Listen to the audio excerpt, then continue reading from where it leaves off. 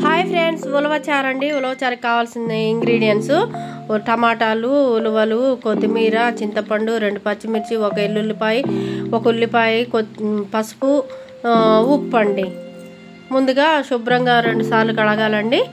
బాగా శుభ్రంగా కడిగి 1 కప్పు ఉలవలకి 5 కప్పుల వాటర్ పోసుకోవాలండి. బాగా మరిగించుకోవాలి. అది సగం మరిగిన తర్వాత టమాటా వేసుకోవాలి. కట్ చేసి పెట్టుకున్న టమాటా ముక్కలు ఒకదాని తర్వాత ఒకటి వేసుకోవాలండి. అన్నీ కొత్తిమీర కొద్దిగా, పచ్చిమిర్చి కొద్దిగా, పచ్చిమిర్చి 2 అండి చిన్న చిన్న ముక్కలు, కొత్తిమీర కొద్దిగా వేసుకోవాలి. చింతపండు కడిగి వేసుకోవాలి. వెల్లుల్లిపాయలు కచ్చాపచ్చ దంచి వేసుకోవాలండి.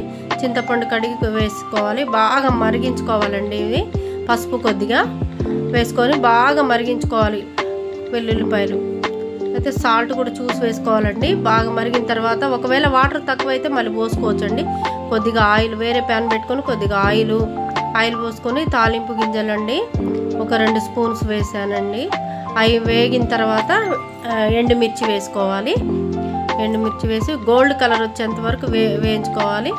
అవి వేగిన తర్వాత ఈ చారు దాంట్లో పోసుకోవాలండి. బాగా వేగాలి. గోల్డ్ కలర్ వచ్చేంత వరకు వేయించుకోవాలండి. వేగిన తర్వాత ఈ మరిగించుకున్న చారు ఉంది కదండి, ఆ చారు పోసుకోవాలంట. ఆ స్మెల్ పోకుండా మూత పెట్టుకొని పోసుకోవాలి. ఫిల్టర్ తీసుకొని మంచిగా స్ట్రైనర్ తీసుకొని ఫిల్టర్ చేసుకోవాలండి.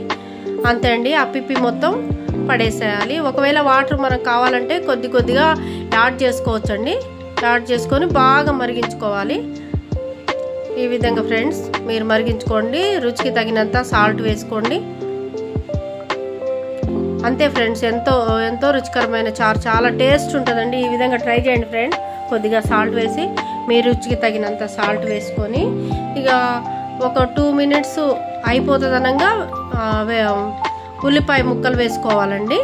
కొద్దిగా కొత్తిమీర వేసుకొని ఒక 2-3 మినిట్స్ వరకు స్టవ్ మీద ఉంచి బంద్ చేయాలి. అంతే ఫ్రెండ్స్, ఎంతో రుచికరమైన ఉలవచారు రెడీ.